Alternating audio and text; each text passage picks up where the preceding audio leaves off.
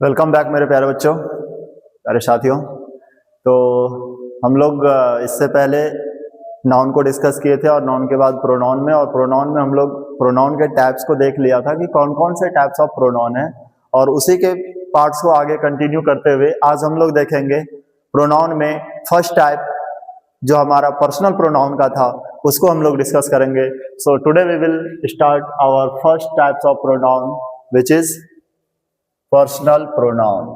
What is this? This is personal pronoun. चलो भाई, तो इस पर्सनल प्रोनाउन को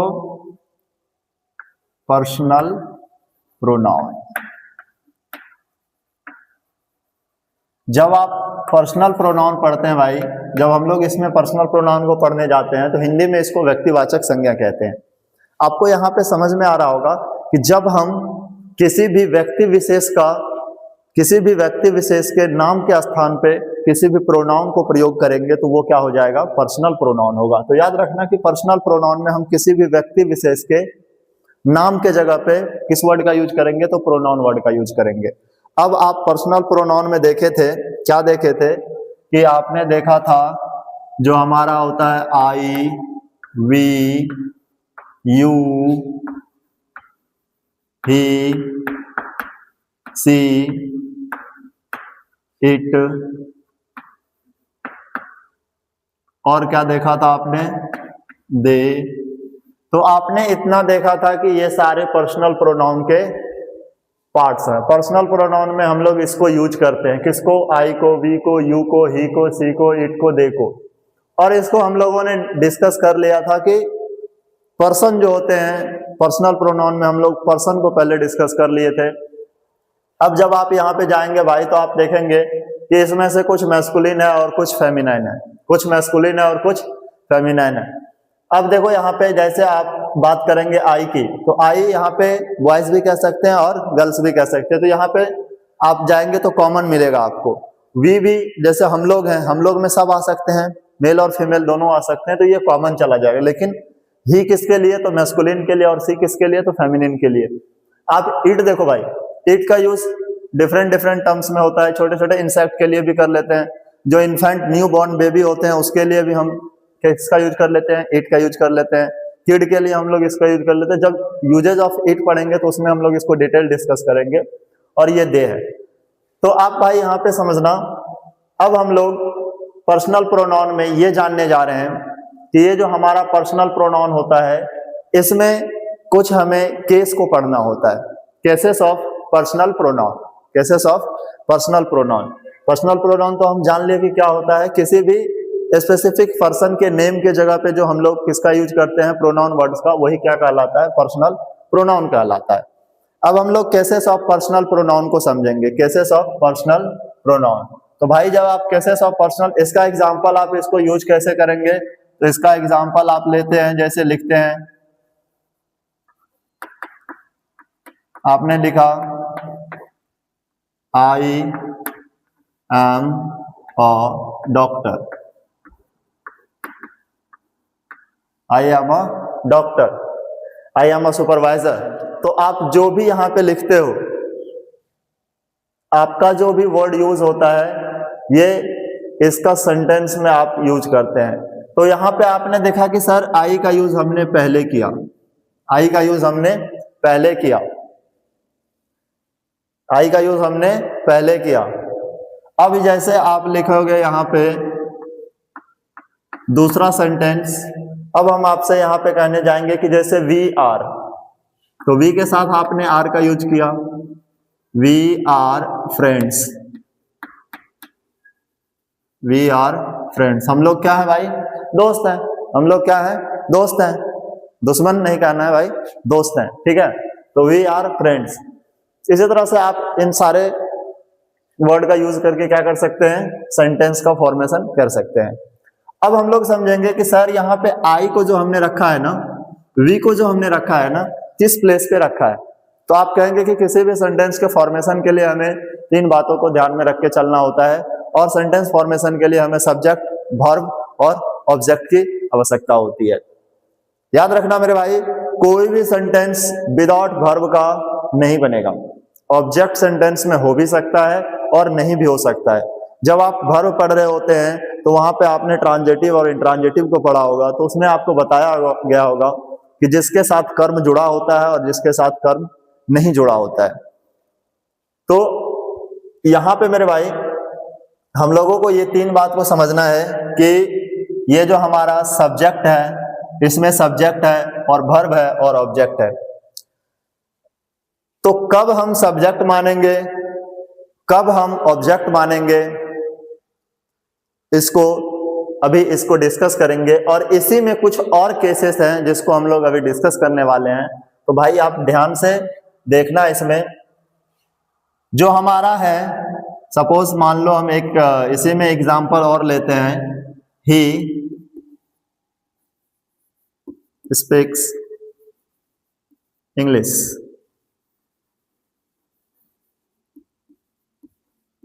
वह क्या करता है, इंग्लिश बोलता है। वह क्या करता है, इंग्लिश बोलता है। तो यहां पे आप भाई देख पा रहे हैं कि ही क्या है, सब्जेक्ट है।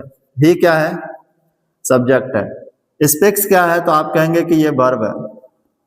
ये क्या है, वर्ब है। और इंग्लिश क्या है, इंग्लिश क्या है, तो आप कहेंगे कि इंग्लिश किसी सब्जेक्ट का नाम है। तो आप कहेंगे कि ये इंग्लिश जो है ना, नाउन ही है, लेकिन इसको किसके प्लेस पे यूज किया गया है। तो अभी हम लोग कहेंगे कि इसको किसके प्लेस पे, ऑब्जेक्ट के प्लेस पे यूज किया गया है।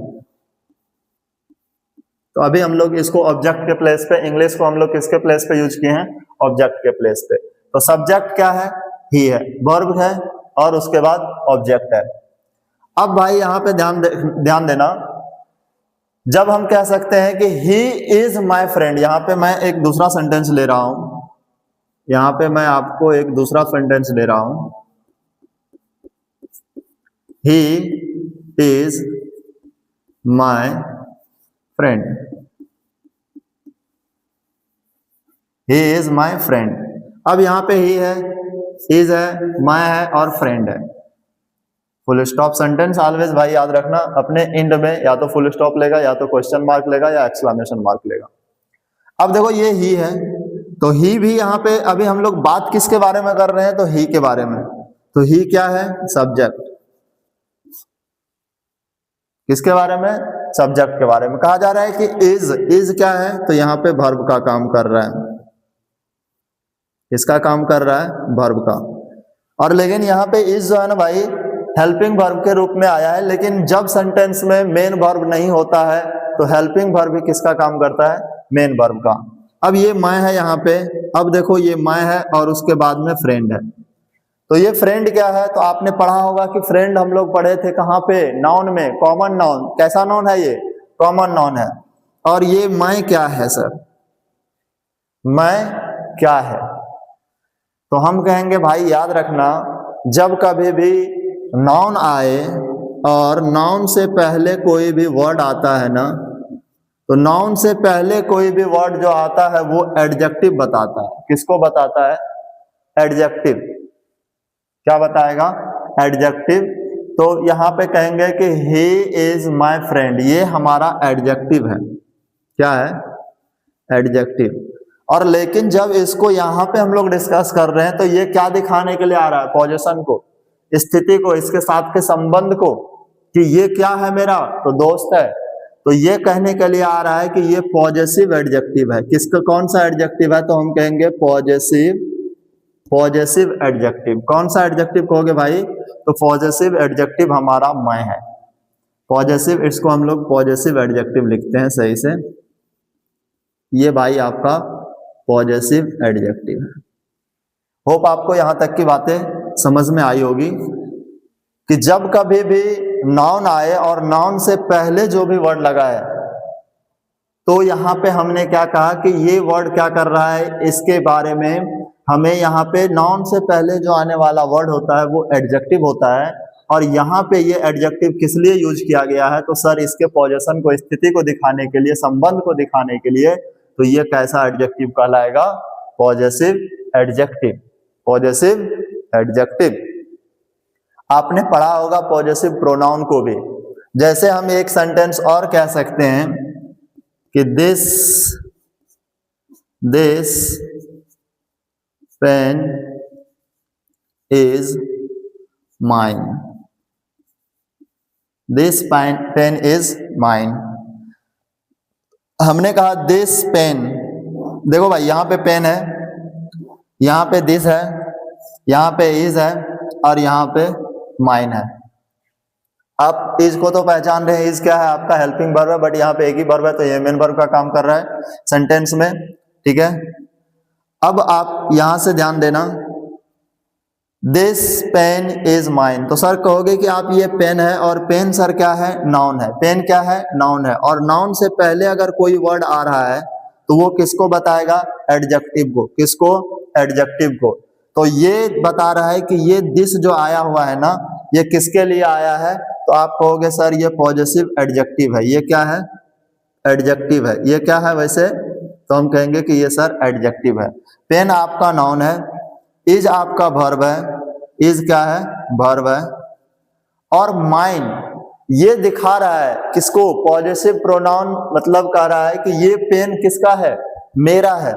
तो हम जो पेन की ओर संकेत कर रहे हैं ना कि ये पेन मेरा है, ये किसका पेन है, दिस पेन इज माइन।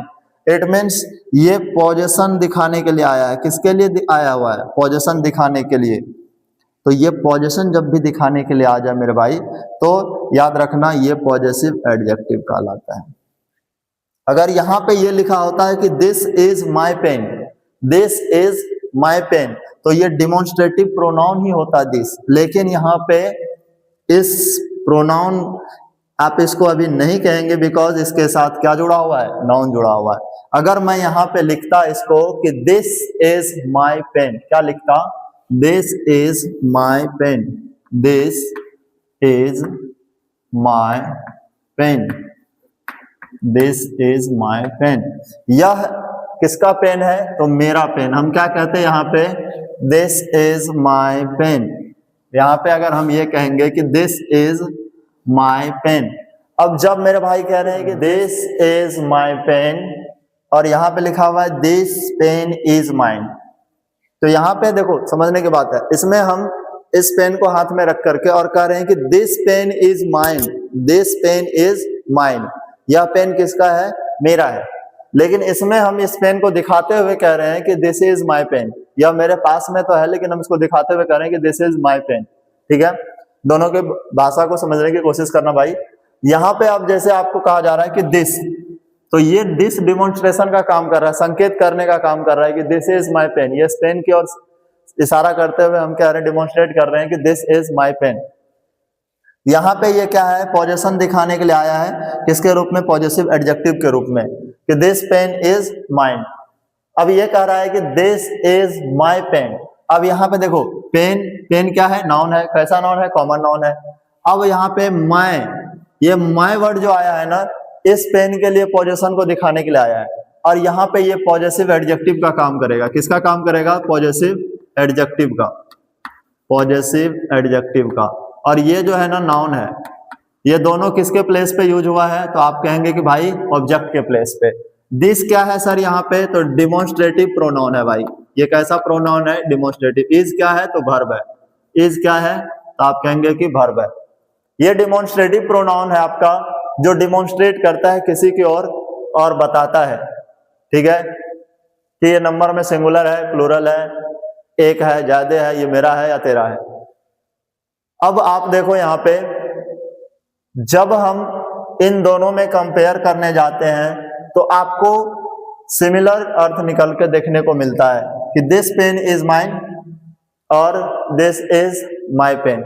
लेकिन ये माइन वर्ड जो यहाँ पे आया है, क्या निकल के आ रहा है, पॉजेसिव प्रोनाउन। ये माई वर्ड जो निकल के आ रहा है, क्या निकल के आ रहा है, पॉजेसिव एडजेक्टिव। तो आप यहाँ पे देख रहे हैं कि यहाँ पे सब्जेक्टिव है, यहाँ पे सब्जेक्टिव, सब्जेक्ट के रूप में यूज किया गया है प्रोनाउन को। यहाँ पे किस रूप में, ऑब्जेक्ट के साथ में आया हुआ है, और यहाँ पे भी किस रूप में है, ये पॉजेसिव प्रोनाउन के रूप में है, ठीक है, पोजीशन को दिखाने के लिए यूज किया गया है। तो यहाँ पे भी आप देख पा रहे हैं कि माई जो है किस रूप में आया है, पॉजेसिव एडजेक्टिव के रूप में। अब जैसे हमने एक और सेंटेंस लिया, कोई तुम लोग कहते हो ना, चलो, सी लव्स मी, सी लव्स मी, वो मुझसे क्या करती है, प्यार करती है। सी लव्स मी। अब आप जो कहते हैं यहाँ पे सी, सी क्या है, आपका प्रोनाउन वर्ड है, जो सब्जेक्ट के रूप में यूज किया गया है। लव क्या है, तो लव आप पढ़े होंगे, लव वर्ब है, और ये वर्ब यहाँ पे वर्ब का फिफ्थ फॉर्म यूज किया गया है। मी, आप देख रहे हैं मी का यूज किसके प्लेस पे किया गया है, तो आप कहेंगे कि सर ये ऑब्जेक्ट के प्लेस पे किया गया है।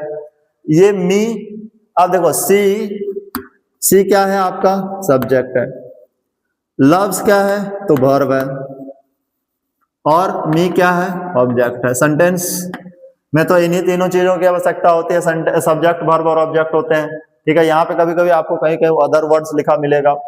यहाँ पे हम लोग मेनली सब्जेक्ट और वर्ब को आइडेंटिफाई करना इसमें बहुत जरूरी होता है। सब्जेक्ट हमारा ये बता रहा होता है कि डूअर कौन है, काम को करने वाला कौन है, ठीक है, डूअर को दिखा रहा होता है। जैसे सी लव्स मी, तो यहाँ पे जो प्यार करने वाला है कौन है, वो सी है, ठीक है, करने वाली है यहाँ पे, कोई बात नहीं।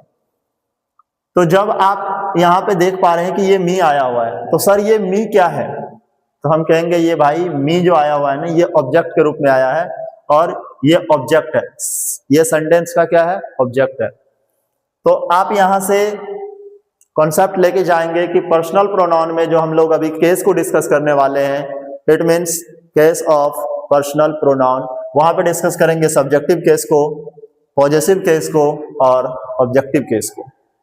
किसको किसको, सब्जेक्टिव केस, ऑब्जेक्टिव केस और पॉजेसिव केस, ठीक है। और तीनों का अलग अलग नाम भी है, उसको अभी हम लोग जस्ट उसके नेक्स्ट पार्ट में आपको अभी बता रहे हैं।